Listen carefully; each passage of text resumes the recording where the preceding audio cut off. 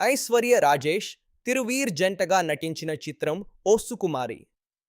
భరత్ దర్శన్ దర్శకత్వం వహించిన ఈ చిత్రం శుక్రవారం ప్రేక్షకుల ముందుకొచ్చింది. ఈ చిత్రం ఎలా ఉందో చూద్దాం. టాలీవుడ్ నుంచి ఈ వారం భారీ చిత్రాలు ఏమీ లేకపోవడంతో చిన్న చిత్రాలు విడుదలకు క్యూ కట్టాయి. దాదాపు 8కి పైగా చిన్న సినిమాలు థియేటర్స్లో విడుదలయ్యాయి. అందులో ఒకటి ఓ సుకుమారి. ఇందులో ఐశ్వర్య రాజేష్, తిరువీర్ జంటగా నటించారు. ఓటీటీల నుంచి వెండితెర వరకు విభిన్న కథలతో ప్రయాణం చేసే తిరువీర్ ఈసారి ఇంకాస్త భిన్నమైన కథను ఎంచుకున్నారు. భరత్ దర్శన్ దర్శకత్వంలో మహేశ్వరరెడ్డి మూలి నిర్మించిన ఈ చిత్రం తెలుగు రాష్ట్రాలతో పాటు ఓవర్సీస్లో కూడా విడుదలైంది.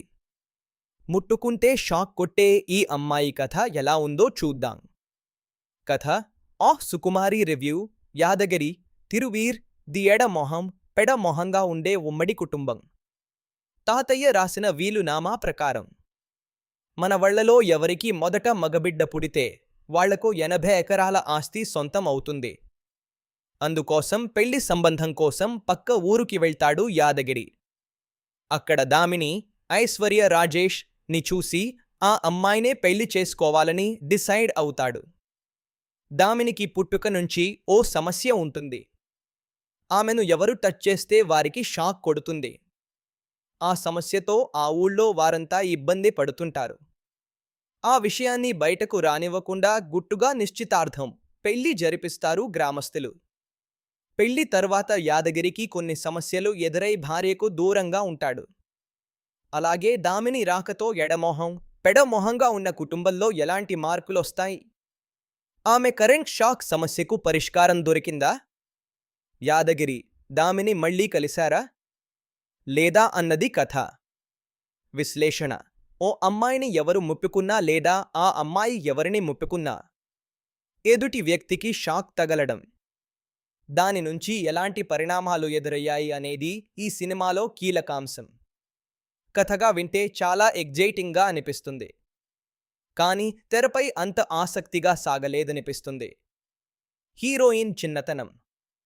ఆమెను ముట్టుకుంటే కరెంట్ షాక్ ఎందుకు కొడుతుంది? హీరోతో పరిచయం. ఆమెలో ఉన్న సమస్యను బయట పెట్టకుండా హీరోతో పెళ్లి చేసేయడంతో ఫస్ట్ హాఫ్ సాగుతుంది. ఇదంతా ఆసక్తికరంగా కాస్త నవ్వులు పూయించేలా సాగుతుంది. ఇక సెకండ్ హాఫ్లో ఆమెకు టచ్ చేస్తే కరెంట్ షాక్ కొడుతుందని హీరోకి తెలియడం. అక్కడి నుంచి కథ అంతా ఉమ్మడి కుటుంబపు భావోద్వేగాలు, భార్యాభర్తల మధ్య సమస్యల నేపథ్యంలో సాగుతుంది. ఈ సన్నివేశాల్లో డెప్త్ ఉన్నా ఎందుకో తెరపై రక్తి కట్టలేదు. తెరపై నవ్వించగలిగే ఆర్టిస్టులు ఉన్నా నవ్వులు పండలేదు. సెకండ్ హాఫ్లో భావోద్వేగాలకు ఎంతో స్కోప్ ఉన్న ప్రతి సీన్ ఇరికించిన భావన కలుగుతుంది.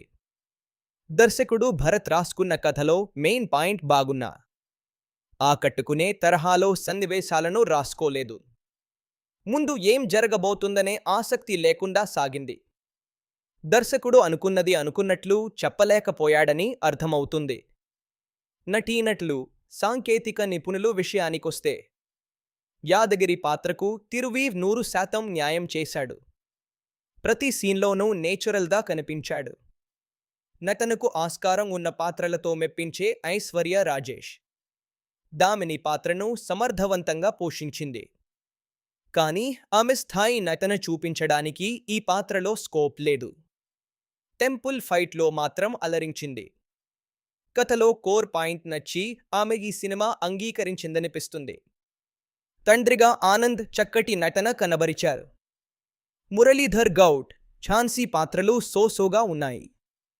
హీరో తల్లిగా ఆమెనికి 2-3 సెంటిమెంట్ సీన్లతో మెప్పించారు. Srinivas Gavireddy, Jeevan, my village show, Anjimama ఫర్వాలేదనిపించారు.